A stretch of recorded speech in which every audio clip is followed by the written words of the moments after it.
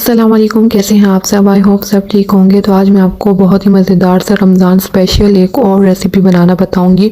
और आज मैं आपको बहुत ही मज़ेदार खस्ता और करारी कीमे की कचौरी की रेसिपी बनाना बताऊंगी। ये बनाना बेहद ही आसान है और आपने इस वीडियो को बिल्कुल भी स्किप नहीं करना। वीडियो को आपने एंड तक देखना है। और अगर आप चैनल पर नए हैं तो चैनल को सब्सक्राइब कर दें और बेल के आइकन को क्लिक कर दें ताकि आने वाली हर नई नोटिफिकेशन आपको बर वक्त मिल सके। वीडियो अच्छी लगे तो वीडियो को लाइक कर दें और अपने फ्रेंड्स और फैमिली वालों के साथ शेयर कर दें। इसके अलावा मुझे आप इंस्टाग्राम और टिकटॉक पर भी फॉलो कर सकते हैं, उसकी लिंक नीचे डिस्क्रिप्शन में मौजूद है। कचौरी बनाने के लिए सबसे पहले इसका बैटर तैयार कर लेते हैं। तो यहाँ पर एक कढ़ाई में सबसे पहले मैंने 1 टीस्पून के बराबर घी ले लिया है। आप इसमें बटर का इस्तेमाल भी कर सकते हैं, लेकिन कचौरी घी में ज़्यादा मज़े की बनती है, इस वजह से मैं इसमें घी का इस्तेमाल कर रही हूँ। इसके बाद 1.5 टीस्पून चॉप किया हुआ लहसुन इसमें शामिल कर लेना है। और आप इसमें चॉप किया हुआ लहसुन ही शामिल करें, इससे इसका फ्लेवर बहुत अच्छा आता है। और इसको तेल में डालने के बाद हल्का सा रोस्ट कर लेना है और खुशबू आने तक इसको पका लेना है। जब लहसुन के ऊपर कलर आने लगे और इसकी खुशबू आने लगे तो इसके बाद मैं यहाँ पर कीमा इसमें शामिल कर लूँगी।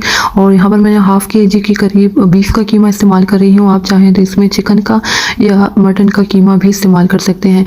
कीमा डालने के बाद इसको मिक्स कर लेना है और कलर चेंज होने तक पका लेना है। और जैसे ही इसका कलर चेंज हो जाएगा इसके बाद इसमें बाकी के मसाले डाल लेने हैं। यहाँ पर कीमे का कलर काफ़ी हद तक चेंज हो चुका है और इसके बाद मैं यहाँ पर इसमें मसाले डालूंगी। तो सॉल्ट 1 टीस्पून, ज़ीरा ½ teaspoon, black pepper 1 teaspoon, red chili powder ½ teaspoon, chicken powder 1 teaspoon, Kashmiri लाल मिर्च 1 टीस्पून, कोरिएंडर 1 टीस्पून और हल्दी ½ टीस्पून के बराबर है।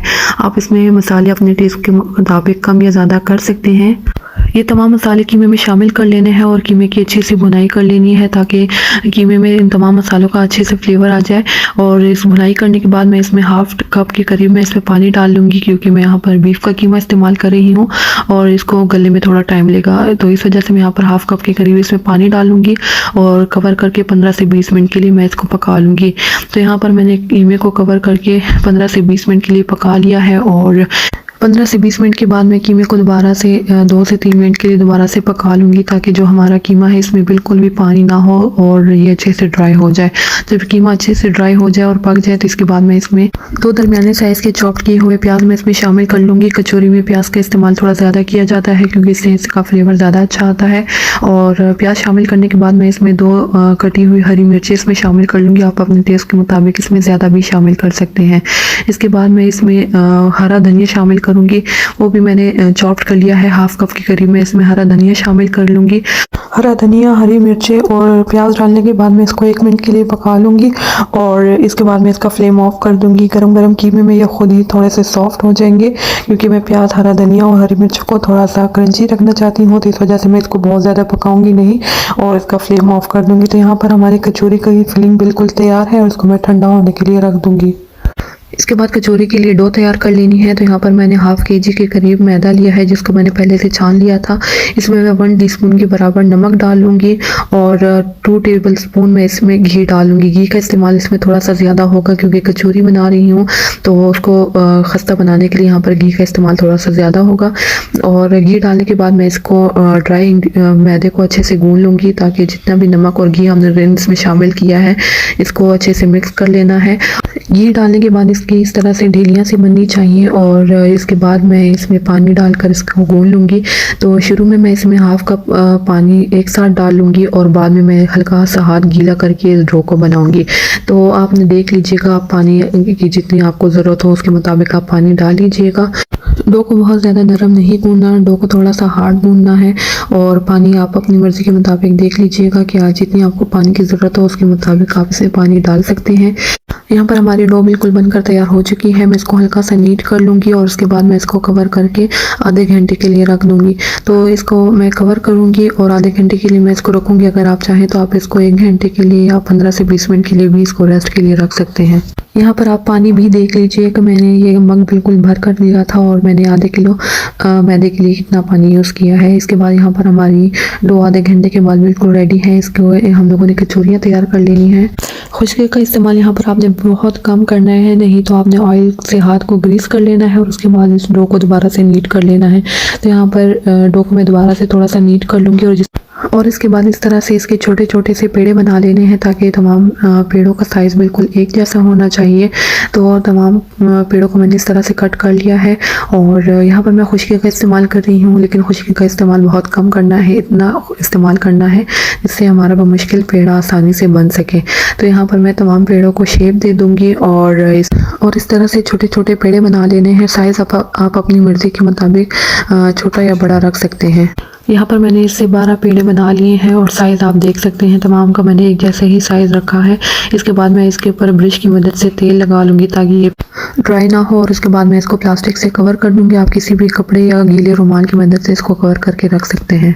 इस रेसिपी में सबसे इम्पॉर्टेंट इसकी लेयर्स होती हैं जिसको क्रिस्पी और क्रंची बनाने के लिए मैं यहाँ पर एक स्लरी तैयार कर रही हूँ जिसमें 1 टीस्पून के बराबर बेकिंग सोडा मैं शामिल करूँगी। 2.5 खाने के चम्मच इसमें मैं कॉर्नफ्लोर डाल दूँगी और इसके बाद मैं इसमें मेल्ट किया हुआ घी मैं इसमें शामिल करूँगी। यहाँ पर आपने ऑयल का इस्तेमाल नहीं करना, इसमें घी का इस्तेमाल ही होगा और इसी से ये बहुत मज़े की बनकर तैयार होंगे। तो यहाँ पर मैंने 3 से 4 खाने के चम्मच इसमें घी शामिल कर लिए हैं और इसके बाद मैं इसको मिक्स कर लूँगी। तो घी डालने के बाद इसको अच्छे से मिक्स कर लेना है ताकि इसमें बिल्कुल भी गुठलियाँ ना रहे और इसका एक स्मूथ सा बैटर तैयार कर लेना है। तो यहाँ पर इसको बहुत अच्छे से मिक्स कर लेना है और इसके में जितनी भी गुठलियाँ या लम्स होंगे उसको ख़त्म कर लेनी है। इसके बाद इस तरह से एक पेड़ा ले लेना है और इसको हल्के हाथ से बेल लेना है। पेड़े को बहुत ज़्यादा बेलना नहीं है, बस इस तरह से मीडियम साइज़ में इसको बेल लेना है और इसके बाद इसके ऊपर ब्रश की मदद से जो हम लोगों ने लिक्विड तैयार किया है इसको लगा लेना है और इसको पहले ऊपर से इस तरह से फोल्ड कर लेना है। पहले इसको इधर से बंद कर लेना है और इसके बाद फिर इसको नीचे से हल्का सा खींच कर इस तरह से बंद कर लेना है और इसके बाद इसकी साइड्स को सील कर लेना है ताकि जो हम लोगों ने इसमें स्लरी डाली है वो बाहर की तरफ ना निकले और इसके बाद इसको रेक्टेंगल का शेप इस तरह से दे देना है। एक लेयर इसका तैयार हो चुका है। इसको मज़ीद क्रिस्पी और क्रंची बनाने के लिए मैं इसको दोबारा से इसको एक लेयर दूंगी। तो यहाँ पर मैंने दोबारा से एक पेड़ा ले लिया है, इसको वैसे ही दोबारा से बेल लेना है और बेलने के बाद दोबारा से वैसे ही इसमें वो कॉर्नफ्लोर की स्लरी लगा लेनी है और इसको दोबारा से वैसे ही फोल्ड कर लेना है। तो यहाँ पर मैं इसको लंबाई में इस तरह से बेल लूँगी और इसके बाद मैं इसमें स्लरी लगा लूँगी और वैसे ही दोबारा से फोल्ड करूँगी तो डबल कोटिंग हो जाएगी इसकी और ये बहुत मज़े के क्रिस्पी और क्रंची बनकर तैयार होंगे। इसके बाद कचौरी की फिलिंग करने के लिए यहाँ पर एक मैंने पेड़ा ले लिया है और इसकी साइड्स को इस तरह से दबाकर फ्लैट कर लेना है और मिड से ऊंचा ही रहेगा। मिड से आपने बिल्कुल भी इसको प्रेस नहीं करना है, मिड से दबाना नहीं है। इसके बाद इसमें कचौरी की फिलिंग कर लेनी है। 1 से 1.5 खाने के चम्मच आप इसमें जितनी आप मर्जी फिलिंग कर सकते हैं। इसके बाद आपने एक कॉर्नर से पकड़ कर इसको मिड में ले आना है और दूसरे कॉर्नर को भी इसको एक साथ इसको प्रेस कर लेना है। यहाँ पर इसको इस तरह से फोल्ड कर लेना है। चारों साइड से इसको फोल्ड करने के बाद इसकी साइड्स को दोबारा से इस तरह से कवर कर लेना है और इसकी एक पोटली सी बना लेनी है। तो यहाँ पर हमारी पहली कचौरी बिल्कुल बनकर तैयार हो चुकी है। इसको इस तरह से गोल से शेप दे देना है और हमारी पहली कचौरी बिल्कुल बनकर तैयार हो चुकी है। इसी तरह से बाकी की कचौरियाँ भी हम लोगों ने बनाकर तैयार कर लेनी है और इसको 10 से 15 मिनट के लिए मैं रेस्ट पे रख दूँगी ताकि ये और भी अच्छे से सेट हो जाए। इसके बाद मैं यहाँ पर इसको बहुत हल्के हाथ से इसको बेलूँगी, बहुत ज़्यादा दबाना नहीं है और इससे ज़्यादा साइज़ में बड़ा भी नहीं करना। तो इसी तरह से मैं तमाम कचौरियों को इसी तरह से बेल लूँगी और तैयार कर लूँगी। इस तरह से कचौरियों को बेलने के बाद आप इसको फ्रीज़र में फ्रीज़ भी कर सकते हैं और 1 से 2 महीने के लिए आप इसको फ्रीज़र में फ्रीज़ करके रख भी सकते हैं और जब आप बनाना चाहें तो आप पकाने से 10 से 15 मिनट पहले निकाल लें और इसके बाद आप इसको फ्राई कर सकते हैं। तो यहाँ पर मैं तमाम कचौरियों को इसी तरह से बेल लूँगी और बेल कर रख लूँगी। तो यहाँ पर तमाम कचौरियों को मैंने बेल लिया है। कचौरी को बेलते वक्त आपने इसको एहतियात के साथ बेलना है ताकि इसमें कोई भी सुराख ना हो, नहीं तो फ्राई करते वक्त ऑयल सारा इसके अंदर चला जाएगा और जो कचौरी है वो बिल्कुल ऑयली बनेंगी। कचौरी फ्राई के लिए बिल्कुल तैयार है। तो यहाँ पर आपने ऑयल का बहुत ध्यान रखना है, ऑयल बहुत ज़्यादा गर्म नहीं होना चाहिए। बिल्कुल लो फ्लेम पर मैं इन कचौरियों को फ्राई करूंगी और कढ़ाई में जितनी स्पेस होगी उसके मुताबिक मैं इसमें कचौरियाँ डाल लूँगी और 2 से 3 मिनट तक इस कचौरियों को बिल्कुल भी छेड़ना नहीं है। 2 से 3 मिनट के बाद आप इसको हल्के हाथ से मिक्स कर सकते हैं, लेकिन इसको बहुत ज़्यादा मिक्स नहीं करना, नहीं तो ये कचौरियाँ टूट जाएंगी और इसका अंदर का बैटर सारा खुलकर बाहर आ जाएगा। तो यहाँ पर मैं बिल्कुल लो फ्लेम पर इसको पकाऊंगी 15 से 20 मिनट के लिए और कलर आने तक मैं इसको पका लूँगी। 15 से 20 मिनट के बाद हमारी कचौरियाँ बिल्कुल बनकर तैयार हो चुकी हैं। यहाँ पर मैं फ्लेम को हाई कर दूँगी और 1-आध मिनट तक मैं इसको कलर आने तक मैं इसको पका लूँगी और यहाँ पर आप देख सकते हैं बहुत खूबसूरत सा कलर इसके ऊपर आ चुका है। इसके साथ ही हमारे बहुत ही मज़ेदार से क्रिस्पी क्रंची से कचौरियाँ बिल्कुल बनकर तैयार हो चुकी हैं और मैंने इसको इमली आलू बुखारे की चटनी के साथ सर्व किया है। अगर आपने इसकी रेसिपी नहीं देखी तो मेरे चैनल पर इन दोनों की रेसिपी मौजूद है, आप ज़रूर देखिएगा और नीचे डिस्क्रिप्शन बॉक्स में भी आपको इसकी रेसिपीज़ मिल जाएंगी। इसके अलावा अगर आपको मेरी वीडियो अच्छी लगी हो तो वीडियो को लाइक कर दें और अपने फ्रेंड्स और फैमिली वालों के साथ शेयर कर दें। चैनल पर नए तो चैनल को सब्सक्राइब कर दें। बिस्मिल्लाहिर्रहमानिर्रहीम, अस्सलाम वालेकुम। कैसे हैं आप सब? आई होप सब ठीक होंगे। तो आज मैं आपको रमज़ान स्पेशल बहुत ही मज़ेदार से बेसन के दही भल्ले बनाना बताऊंगी। बेहद मज़े के बनकर तैयार होते हैं और आप इसको रमज़ान में बनाकर एंजॉय कर सकते हैं। इसके अलावा आप इसको बनाकर फ्रीज़र में फ्रीज़ भी कर सकते हैं और जब चाहें आप इसको बनाकर एंजॉय कर सकते हैं। तो इसके लिए आपने वीडियो को बिल्कुल भी स्किप नहीं करना, वीडियो को आपने एंड तक देखना है ताकि डिटेल में आपको समझ आ सके कि कैसे आप इस तरह से बहुत ही मज़ेदार और सॉफ्ट से दही भल्ले बनाकर एंजॉय कर सकें। तो इसके लिए आपको वीडियो को बिल्कुल भी स्किप नहीं करना और अगर आपको वीडियो अच्छी लगी तो वीडियो को लाइक कर दें, शेयर कर दें। इसके अलावा चैनल को सब्सक्राइब कर दें ताकि आने वाली नई नोटिफिकेशंस आपको बर वक्त मिल सके।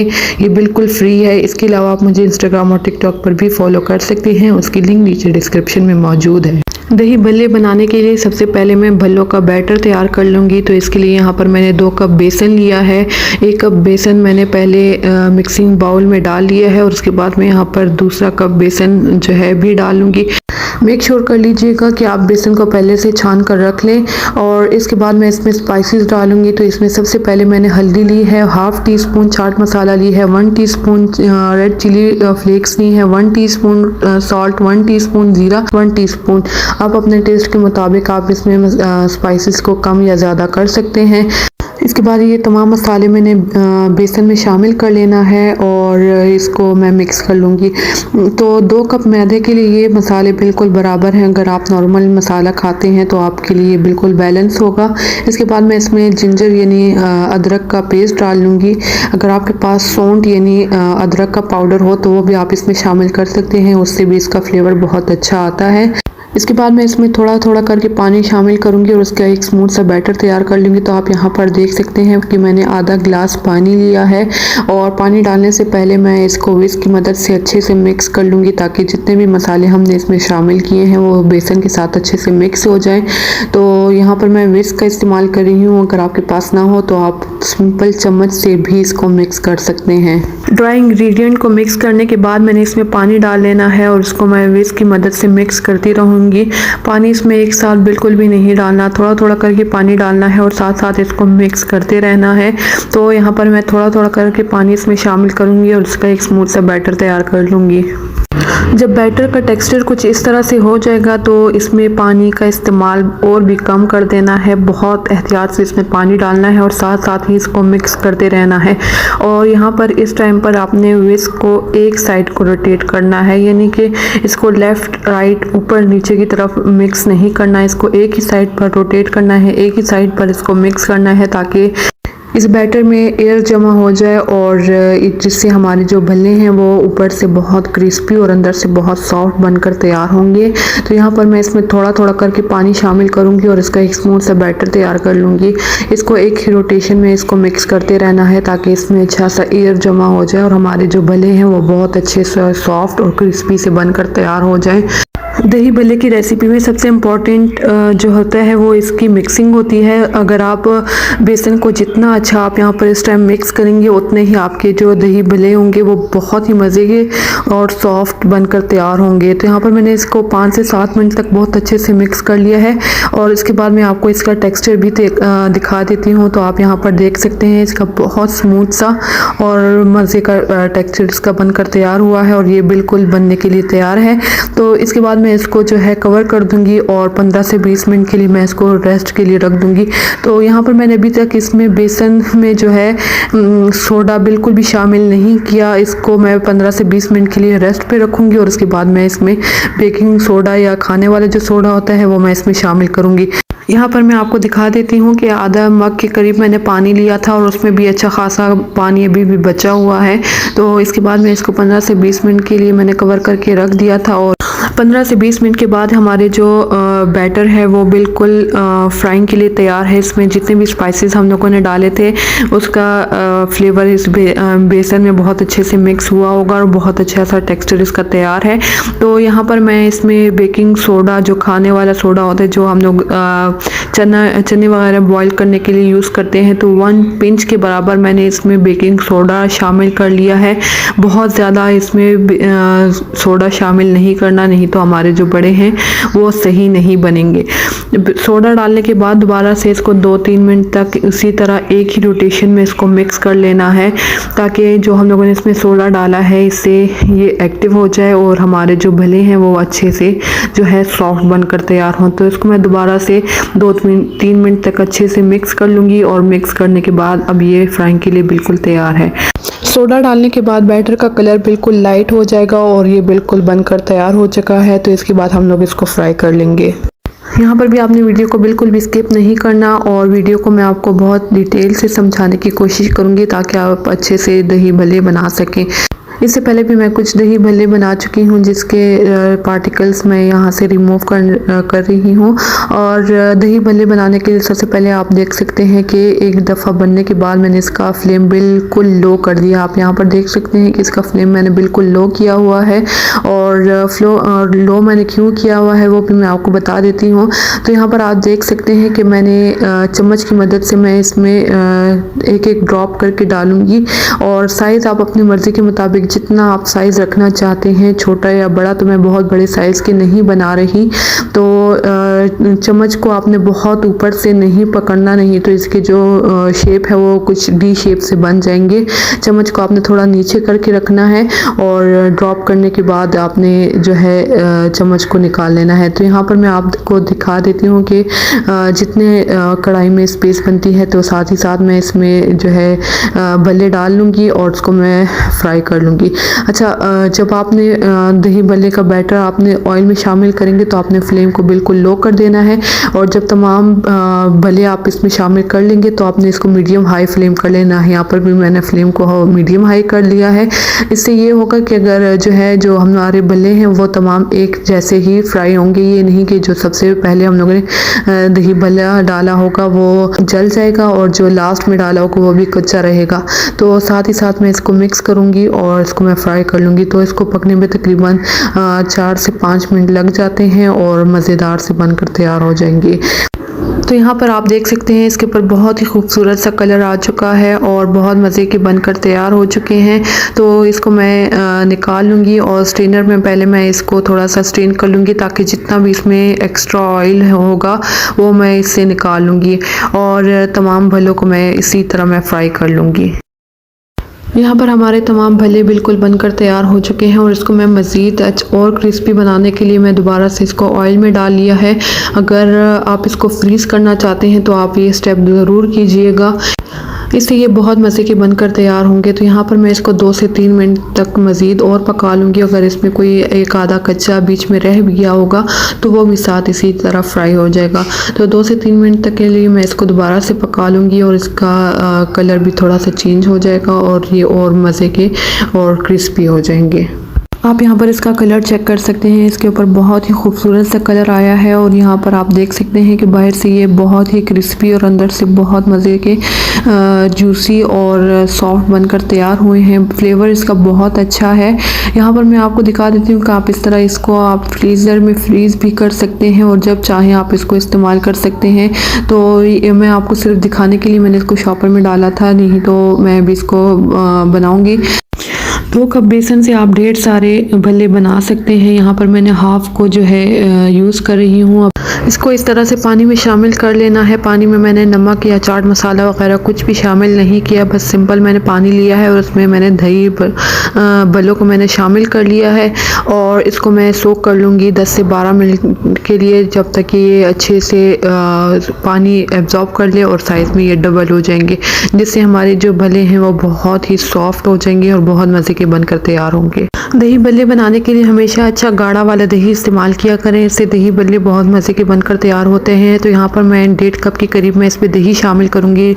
मैं जो दही इस्तेमाल कर रही हूँ वो अच्छा गाढ़ा सा दही है। अगर आप जो दही इस्तेमाल कर रहे हैं वो ज़्यादा गाढ़ा नहीं है तो आप इसमें बेशक पानी का इस्तेमाल ना करें। 1.5 कप मैंने मिक्सिंग बाउल में दही शामिल कर लिया है और आप अपनी मर्ज़ी के मुताबिक जितना आपको दही शामिल करना हो आप इसमें शामिल कर सकते हैं। और अगर आप जो दही इस्तेमाल कर रहे हैं वो ज़्यादा गाढ़ा नहीं है तो आप बेशक इसमें पानी का इस्तेमाल ना करें। इसके बाद मैं इसमें मसाले डाल लूँगी। तो इसमें सबसे पहले मैंने चाट मसाला 1 टीस्पून, ज़ीरा half tea spoon, salt 1 teaspoon और रेड चिली पाउडर है हाफ़ टी स्पून के बराबर। आप मैं एक बार फिर कहूँगी कि मसाले और स्पाइसेस आप अपने टेस्ट के मुताबिक डाल लीजिएगा। जितना आप मिर्ची मसाला खाते हैं उसके मुताबिक आप इसमें एडजस्ट कर लीजिएगा। और स्पाइसेस डालने के बाद मैं इसको दोबारा से मिक्स करूँगी। यहाँ पर मैं इसमें 2 से 3 खाने के चम्मच में इसमें पानी डाल लूँगी। अगर आप नहीं डालना चाहते तो आप बेशक मत डालिए। पानी डालने के बाद मैं इसको दोबारा विस्क की मदद से अच्छे से मिक्स कर लूँगी ताकि दही में इन तमाम मसालों का फ्लेवर आ जाए और बहुत अच्छे से इसके साथ मिक्स हो जाए। और मिक्स करने के बाद मैं आपको दिखा देती हूँ इसका टेक्स्चर। आप देख सकते हैं ना ही इसका टेक्स्चर बहुत ज़्यादा रनी होना चाहिए और ना ही बहुत ज़्यादा गाढ़ा होना चाहिए। बिल्कुल परफेक्ट इसका टेक्स्चर तैयार हो चुका है। और यहाँ पर जो है सर्विंग डिश में मैं इसको सर्व करूँगी। तो इसके लिए सबसे पहले मैं इस तरह से मैं दही की एक तय बना लूँगी और उसके बाद दोनों हथेलियों के दरमियान में एक एक भल्ले को मैं इस तरह से इसका पानी स्क्वीज़ कर लूँगी और इस तरह से सर्विंग डिश में मैं इसको रखूँगी। इसको बहुत ज़्यादा दबाना नहीं है, बहुत हल्के हाथ से इसको दबाना है। अगर बहुत ज़्यादा दबाएंगे तो ये टूट जाएंगे और उसका शेप भी ख़राब हो जाएगा तो बिल्कुल भी अच्छा नहीं लगेगा। तो यहाँ पर मैं बहुत हल्के हाथ से मैं इसको दबाऊँगी और इसका जो एक्स्ट्रा पानी होगा वो मैं इससे रिमूव कर लूँगी। और साथ ही साथ मैं इसको इस तरह से सर्विंग डिश में लगाती रहूँगी। और आपको ने एक बात का ध्यान रखना है कि इसको आपने 10 से 12 मिनट से ज़्यादा जो है पानी में नहीं छोड़ना, नहीं तो ये बिल्कुल टूटकर बिखर जाएंगे, बहुत बुरी तरीके से ये टूट जाएंगे। तो 10 से 12 मिनट के बाद अगर आप इसको अभी सर्व नहीं भी करना चाहते तो भी आपने इसको पानी से निकाल लेना है और किसी प्लेटर या प्लेट में रख देना है। और जब चाहें तो आप इसके ऊपर दही डालकर इसको आप सर्व कर सकते हैं। और यहाँ पर सॉरी कि जो है मैंने बिल्कुल भी ध्यान नहीं दिया, मेरा कैमरा ऑफ था तो जो है मैंने कुछ भी नहीं किया, बस जो बचा हुआ दही थे वो मैंने भल्लों के ऊपर इस तरह से डाल लिया है। और आपने जो है सिर्फ इसको सर्विंग से जस्ट 5-6 मिनट पहले इसके ऊपर जो है दही डाल लेना है। क्यों बहुत पहले से नहीं डालना, अगर बहुत पहले से डाल लेंगे तो सर्विंग के टाइम जो भल्ले होंगे वो बहुत ज़्यादा ड्राई लगेंगे। भल्ले दही का सारा पानी एब्जॉर्ब कर लेंगे और सर्विंग के टाइम पर ये बिल्कुल ड्राई लगेंगे। और भल्ले बिल्कुल भी जो है ड्राई अच्छे नहीं लगते, वो थोड़े से जूसी अच्छे लगते हैं। तो इसके बाद मैं इसके ऊपर आलू बुखारे की मीठी चटनी इसमें डाल लूँगी। और बहुत से लोग दही में भी चीनी का इस्तेमाल करते हैं। अगर आप करना चाहें तो 1-8 टीस्पून आप इसमें चीनी का इस्तेमाल कर सकते हैं। आलू बुखारे की चटनी की रेसिपी मेरे चैनल पर मौजूद है। इसके अलावा इमली की चटनी की रेसिपी भी मेरे चैनल पर मौजूद है। तो वीडियो के एंड पर आपको इन दोनों की रेसिपी मिल जाएंगी। इसके अलावा मैंने रमज़ान के रिलेटेड आपको बहुत सारी रेसिपीज़ मेरे चैनल पर मिल जाएगी। आप ज़रूर मेरे चैनल पर विज़िट कीजिएगा और इन रेसिपीज़ को ज़रूर ट्राई कीजिएगा, मुझे फ़ीडबैक भी दीजिएगा। पकोड़े और समोसे की रेसिपीज़ भी आपको मेरे चैनल पर मिल जाएंगी, जिनका लिंक नीचे डिस्क्रिप्शन में भी आपको मिल जाएगा। इसके बाद मैं यहाँ पर इसके ऊपर इमली की चटनी का इस्तेमाल कर रही हूँ। इसकी रेसिपी भी आपको वीडियो के एंड में मिल जाएगी।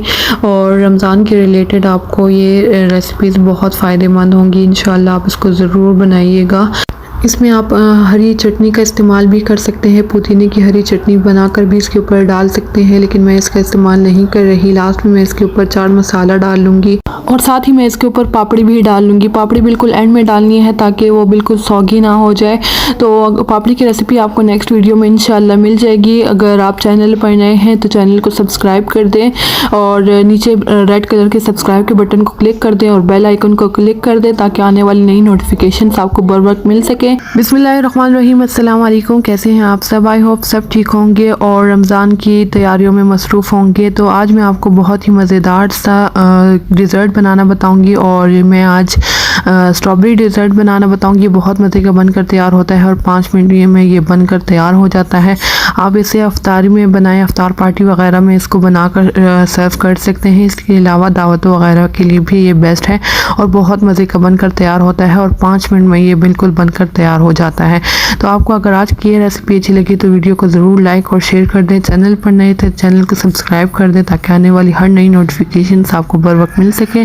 डिज़र्ट बनाने के लिए यहाँ पर सबसे पहले पहले मैं बिस्किट को क्रश कर लूँगी और यहाँ पर मैंने 2 पैकेट बिस्किट लिए हैं, इसको मैं चॉपर में डालकर इसको मैं क्रश कर लूँगी। आपकी मर्ज़ी है, आप जो भी बिस्किट यूज़ करना चाहें, लेकिन बिस्किट बगैर चॉकलेट के होने चाहिए और उसी से ये बहुत मज़े के बनकर तैयार होते हैं। यहाँ पर मैंने चॉपर में इसको चॉप कर लिया है। अगर आपके पास चॉपर ना हो तो आप किसी भी प्लास्टिक बैग में इसको डालकर अच्छे से पीस लीजिएगा। बिस्किट का मैंने इस तरह से चूरा बना लिया है और आप देख सकते हैं कि इसमें कोई भी बड़े साइज़ का बिस्किट नहीं है। तमाम बिस्किट को मैंने बहुत अच्छे से इसका चूरा बना लिया है। बाउल में डालकर मैं इसको साइड पर रख लूँगी और यहाँ पर मैंने 1 किलो स्ट्रॉबेरी ली है, जिसमें से आधी को मैंने इस तरह से चॉप कर लिया है। इसको मैं ब्लेंड कर लूँगी और आधी को मैं एज इट इज़ आगे मैं आपको बताती हूँ कि इसको कैसे यूज़ करना है। यहाँ पर ये चॉप की हुई स्ट्रॉबेरी को मैं ब्लेंड कर लूँगी। अगर आप चाहें तो आप इसको बेशक चॉप ना करें, आप इसको एज इट इज़ ही इसको ब्लेंड कर सकते हैं। इसी के साथ यहाँ पर मैं 2 खाने के चम्मच इसमें चीनी डाल लूँगी और चीनी डालने से स्ट्रॉबेरी में जो थोड़ी बहुत खटास वगैरह होती है वो इससे बैलेंस हो जाएगी और इसका फ्लेवर थोड़ा सा मीठा हो जाएगा। तो यहाँ पर मैं 2 खाने के चम्मच इसमें चीनी डाल लूँगी और इसको मैं ब्लेंड कर लूँगी। स्ट्रॉबेरी को ब्लेंड करने के बाद आप यहाँ पर देख सकते हैं कि इसका बहुत ही मज़ेदार सा स्मूथ सा पेस्ट बनकर तैयार हो गया है। और अगर आपकी स्ट्रॉबेरी ब्लेंड करने के बाद ज़्यादा पानी छोड़ दिया हो या ज़्यादा लिक्विडी हो तो आपने क्या करना है, आपने एक कढ़ाई लेनी है या फ्राइंग पैन में इसको डाल लेना है और इसको पका लेना है, इसको थिक कर लेना है। और थिक करने के बाद आपने इसको जो है ठंडा कर लेना है और ठंडा करने के बाद आपने इसको यूज़ करना है। तो यहाँ पर व्हिपिंग क्रीम को व्हिप करना है। इसके लिए सबसे पहले आप जिस बाउल में इसको व्हिप करेंगे वो बिल्कुल साफ़ होना चाहिए और उसमें एक कतरा भी पानी का नहीं होना चाहिए। और इसके बाद जो आप जिस बीटर से आपको इसको बीट करेंगे उसके जो नोज़ल हैं उसको आपने 10 से 15 मिनट के लिए आपने इसको फ्रीज़र में रख लेना है ताकि वो बिल्कुल ठंडे हों।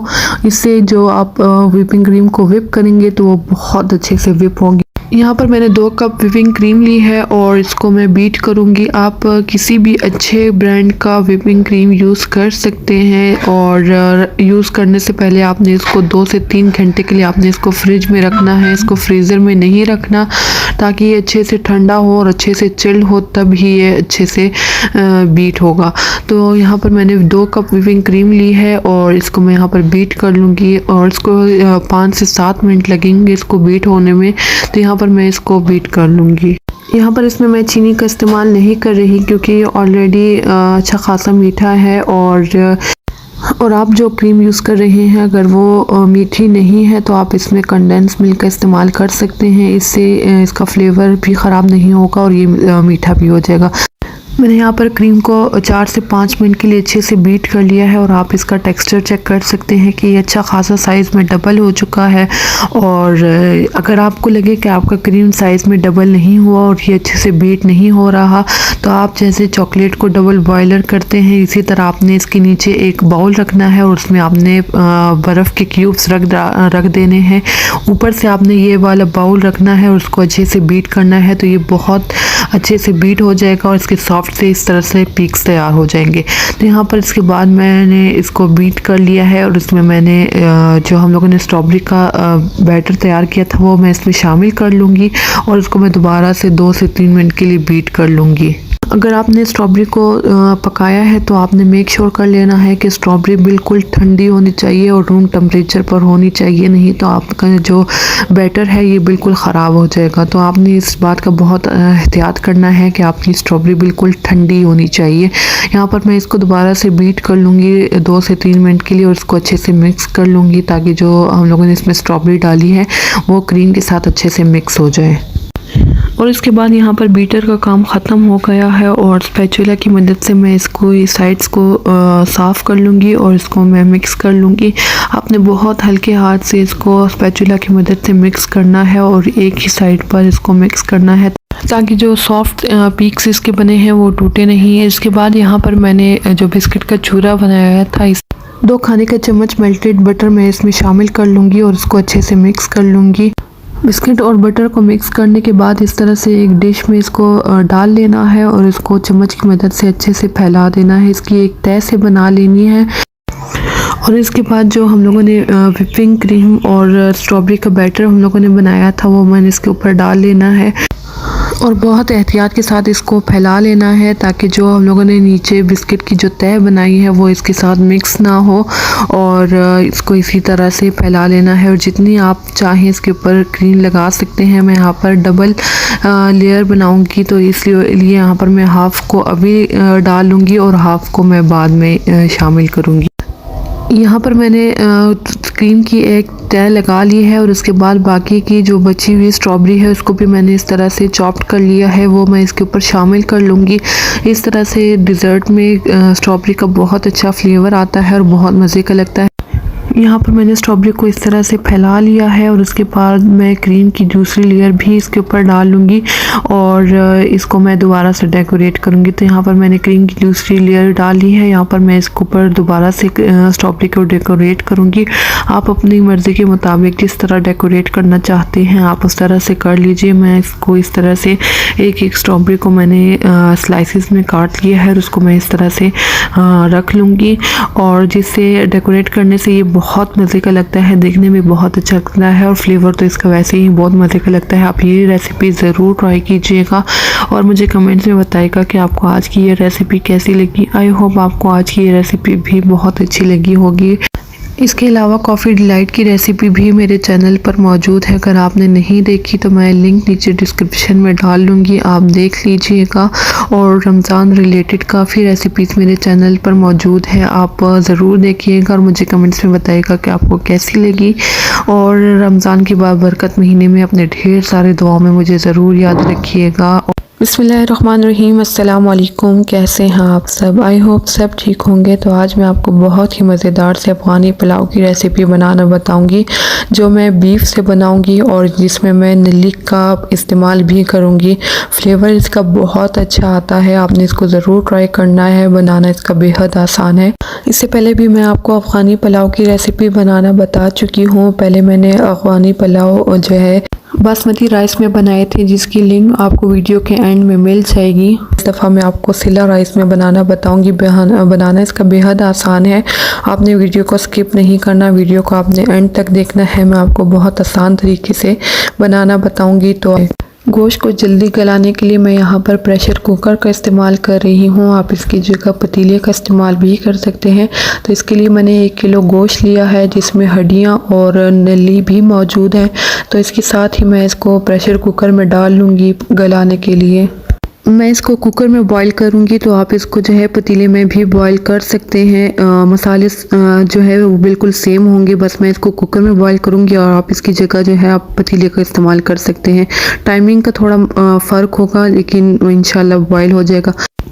इसमें जो है मैं 1 लीटर पानी डालकर इसको बॉईल करने के लिए रख दूंगी और इसमें जो है ये गोश्त बहुत अच्छे से गल भी जाएगा।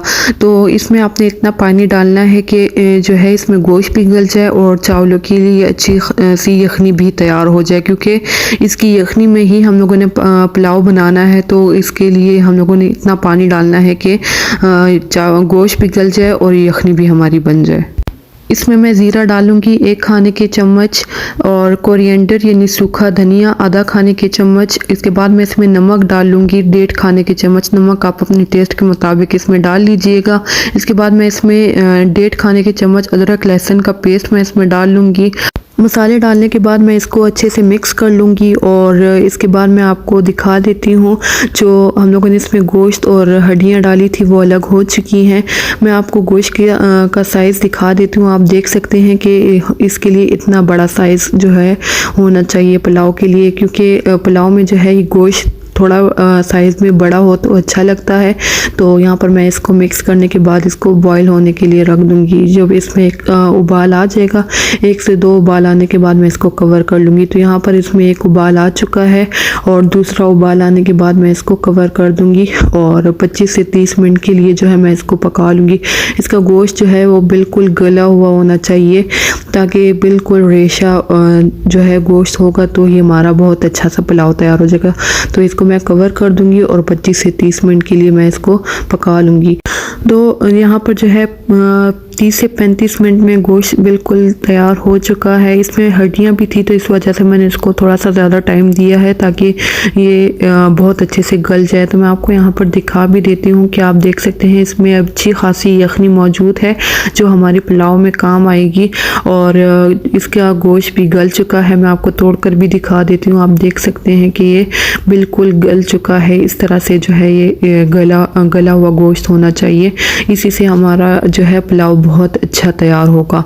क्योंकि अगर गोश्त सही से नहीं गला होगा और सख्त होगा तो वो बिल्कुल भी अच्छा नहीं लगेगा और जो है इससे पुलाव भी मज़े का नहीं लगेगा। तो इस वजह से इस गोश्त का गला हुआ होना बहुत ज़रूरी है। अगर आप पतीले में भी बना रहे हैं तो आपका गोश्त जो है वो इतना गला हुआ होना चाहिए।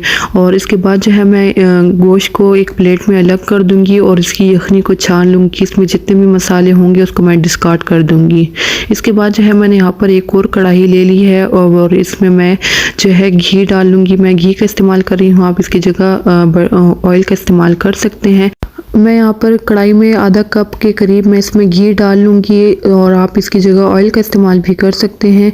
मैं आधा कप के करीब ही घी डालूँगी, आप चाहें तो इसमें ज़्यादा घी का इस्तेमाल भी कर सकते हैं, लेकिन मैं यखनी डालूँगी और जो अच्छी खासी ऑयली है तो इस वजह से मैं इसमें घी का इस्तेमाल बहुत ज़्यादा नहीं कर रही। आप की मर्ज़ी, अगर आप चाहें तो इसमें घी का इस्तेमाल ज़्यादा कर सकते हैं। यहाँ पर मैंने 2 दरमियाने साइज़ के प्याज जो इस तरह से लंबाई में काटे हुए हैं आप देख सकते हैं, इसको मैं डाल लूँगी और इसको जो है मैं पका लूँगी। प्याज को बहुत ज़्यादा पकाना नहीं है, ना ही इसका कलर बहुत ज़्यादा डार्क करना है। प्याज को मैं लाइट ब्राउन होने तक पका लूँगी, इसका कलर बहुत ज़्यादा डार्क नहीं करना है। तो जब इस तरह से इसका कलर लाइट ब्राउन हो जाए तो इसके बाद मैं इसमें गोश्त डाल लूँगी और बहुत अच्छी सी इसकी भुनाई कर दूँगी। गोश्त डालने के साथ ही मैंने इसमें 1 खाने के चम्मच अदरक लहसुन का पेस्ट भी साथ डाल लिया था जो वीडियो में थोड़ा सा स्किप हो गया है। इसके साथ ही मैं इसकी गोश्त के साथ इसकी 2 से 3 मिनट तक बहुत अच्छी सी भुनाई कर लूँगी और गोश्त को हल्का कलर आने तक मैं इसको पका लूँगी। गोश्त की भुनाई करने के बाद जो है मैं इसमें मसाले डालूंगी जिनको मैं पहले ड्राई रोस्ट कर लूँगी। किसी फ्राइंग पैन में मैं इसको अच्छे से ड्राई रोस्ट कर लूँगी और उसके बाद मैं इसका पाउडर बना लूँगी। तो मैं आपको बता देती हूँ कि मैं इसमें कौन कौन से मसाले डालूँगी। तो इसमें सबसे पहले मैं ज़ीरा 2 खाने के चम्मच, दालचीनी के स्टिक्स हैं 3 से 4, बड़ी इलायची 3 और सौंफ 1 टीस्पून, ब्लैक पेपर आधा टीस्पून और सूखा धनिया है 1 टीस्पून। इसके बाद जो है मैं इन तमाम मसालों को ड्राई रोस्ट कर लूँगी और इसको मैं ग्राइंड कर लूँगी, इसका पाउडर बना लूँगी। तो इसका पाउडर जो है तैयार हो चुका है। इसके बाद बे लीव्स यानी तेज़ पत्ता मैंने 1 लिया है और इसको भी मैं जो है गोश्त में डाल लूँगी। यहाँ पर मैं जो है आधा मसाला मैं अभी इस्तेमाल करूँगी और आधा मसाला मैं रख लूँगी, इसको मैं बाद में जो है इस्तेमाल करूँगी। तो इसके बाद जो है मैं गोश्त को बहुत अच्छे से मिक्स कर लूँगी और उसकी भुनाई कर लूँगी तो जो है ताकि गोश्त में इन तमाम मसालों का फ्लेवर आ जाए। और इसके बाद जो है जो यखनी मैंने छान ली थी तो इसको मैं जो है गोश्त में शामिल कर दूँगी और इसको मैं बॉईल कर लूँगी। तो आपके जितने चावल होंगे उसके मुताबिक आप उसमें यखनी डाल सकते हैं।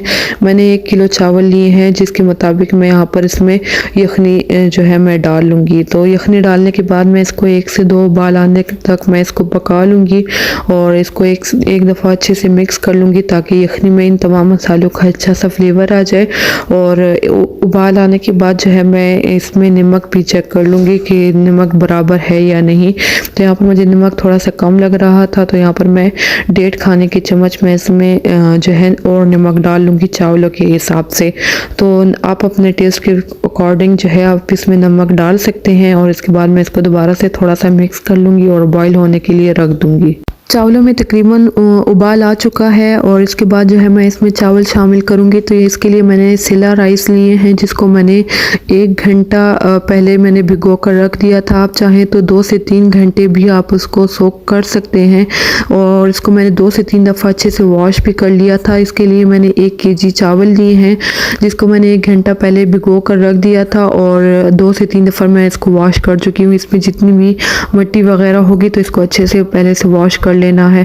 चावल डालने के बाद मैं इसको अच्छे से एक दफ़ा मिक्स कर लूँगी। आप चावल डालने के बाद इसको एक दफ़ा टेस्ट कर लीजिएगा। अगर आपको इसमें नमक कम लगे तो आप इसमें मज़ीद नमक डाल सकते हैं, लेकिन मुझे जो है यहाँ पर नमक बिल्कुल बराबर लग रही थी, तो मैंने इसको मिक्स करने के बाद जो है मैं इसको पकाने के लिए रख दूँगी। यहाँ पर मैं इसको हाई फ्लेम पर पका लूँगी, बबल्स आने तक मैं इसको पका लूँगी।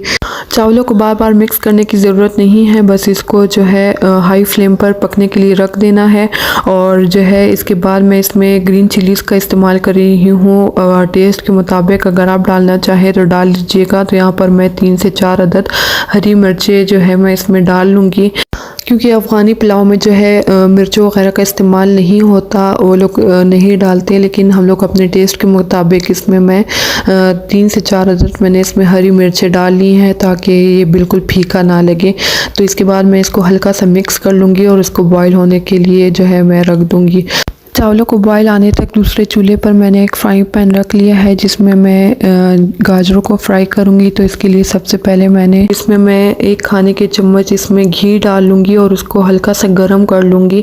और इसके बाद जो है मैं इसमें गाजरें डालूँगी, जिसको मैं इस तरह से लंबाई में मैंने काट लिए हैं। और मैंने एक अदद दरमियानी साइज़ की गाजर ली है और इसको मैंने इस तरह से लंबाई में काट लिया है। तो इसको मैं हल्का सा सौते करूँगी, इसको बहुत ज़्यादा पकाने की ज़रूरत नहीं है, तो इसको मैं हल्का सा सौते करूँगी। और जो है गाजर को मैं जो है बिल्कुल मीडियम फ्लेम पर मैं इसको पका लूँगी। थोड़ा थोड़ा सा मैं इसको मिक्स करूँगी और इसको मैं सौते करूँगी। इसको बिल्कुल ओवर कुक भी नहीं करना, इसको में जो है हल्का सा क्रंच रहना चाहिए, तो इसको मैं पका लूँगी। तो मैंने गाजरों को 1 से 2 मिनट के लिए पका लिया है और इसको मैंने सौते कर लिया है। तो इसके बाद जब इसका हल्का सा कलर चेंज हो जाए तो इसके बाद मैं इसमें 1 खाने के चम्मच में इसमें चीनी डाल लूँगी। ये ऑप्शनल है, अगर आप नहीं डालना चाहते तो आप इसको स्किप कर सकते हैं। तो चीनी डालने के बाद मैं इसको मिक्स कर लूँगी ताकि इसमें जो चीनी है वो अच्छे से मेल्ट हो जाए और गाजरें जो है वो थोड़ी सी मीठी हो जाए। तो इससे गाजरों में एक स्वीटनेस आ जाएगी और जो है फ्लेवर इसका बहुत अच्छा हो जाएगा। इसके बाद जो है मैं इसमें ग्रीन कलर की रेजन्स डाल लूँगी, यानी कि ग्रीन किशमिश मैं इसमें डाल लूँगी आधा कप। आप इसकी जगह काली किशमिश का इस्तेमाल भी कर सकते हैं। और जो है किशमिश को मैंने 5 से 10 मिनट पहले जो है अच्छे तरीके से धो लिया था और इसको मैंने पानी में सोक कर लिया था। इससे जो है रेजन्स जो होते हैं वो अच्छे से फूल जाती हैं। तो जो है किशमिश को मैंने अच्छे से वॉश कर लिया था और इसके बाद मैं इसको गाजरों में डाल लूँगी और इसको मिक्स कर लूँगी ताकि इसमें भी गाजरों की और चीनी की थोड़ी सी स्वीटनेस आ जाए, मीठी हो जाए। और इसको 1 मिनट तक मैं पका लूँगी, इसको बहुत ज़्यादा पकाना नहीं है। जब चावल बॉईल हो जाए और इस तरह से इसके ऊपर बबल्स बनना स्टार्ट हो जाए तो चावल और गोश्त को एक दफ़ा अच्छे से मिक्स कर लेना है। और इसके बाद जो है बचा हुआ गरम मसाला जो हम लोगों ने बचाया था वो इसके ऊपर डाल लेना है। और जो है इसमें बहुत अच्छी खुशबू और फ्लेवर दोनों बहुत अच्छे आएंगे। इसके बाद मैं इसके ऊपर रोस्ट किया हुआ ज़ीरा डाल लूँगी। इसको मैंने थोड़ा सा भून लिया था, तो 1 टीस्पून के बराबर मैं इसमें रोस्ट किया हुआ ज़ीरा डाल लूँगी। इससे भी चावलों में बहुत अच्छी खुशबू आएगी। तो लास्ट में जो है हमारे चावल बिल्कुल तैयार हो चुके हैं। तो इसके ऊपर मैं जो है गाजरें जो मैंने रोस्ट कर ली हैं वो भी मैं इसके ऊपर शामिल कर दूँगी और इसको हल्का सा फैलाने के बाद मैं इसको कवर कर दूँगी। इसके बाद जो है 1 से 2 मिनट के लिए चावलों को मैं हाई फ्लेम पर पकाऊंगी। जब इसमें स्टीम बन जाएगी तो इसको मैं 10 से 15 मिनट के लिए बिल्कुल लो फ्लेम पर मैं इसको पका लूँगी और इसी में इसको मैं दम भी दे दूँगी। तो 10 से 15 मिनट जो है हमारे चावलों को हो चुके हैं। मैं आपको इसको खोल कर भी दिखा देती हूँ, आप देख सकते हैं। खोलने के बाद इसकी बहुत मज़ेदार सी खुशबू आ रही है और मैं आपको इसको हल्का सा मिक्स करके भी दिखा देती हूँ कि आप देख सकते हैं हमारे चावल बिल्कुल खिले खिले से और एक एक दाना दाना बने हैं। तो आप देख सकते हैं इसका ये बहुत खिले से चावल हमारे तैयार हो चुके हैं। आई होप आपको आज की ये वीडियो अच्छी लगी होगी। वीडियो अच्छी लगी हो तो आप इसको ज़रूर ट्राई कीजिएगा और मुझे कमेंट्स में बताइएगा कि आपको आज की ये वीडियो कैसी लगी। आप मुझे इंस्टाग्राम और टिकटॉक पर भी फॉलो कर सकते हैं, उसकी लिंक नीचे डिस्क्रिप्शन में मौजूद है। वीडियो अच्छी लगी हो तो वीडियो को लाइक कर दें, अपने फ्रेंड्स और फैमिली वालों के साथ शेयर कर दें। चैनल पर नए थे तो चैनल को सब्सक्राइब कर दें ताकि आने वाली नई नोटिफिकेशंस आपको मिल सके। दुआ में याद रखिएगा। Thank you. अल्लाह हाफिज़।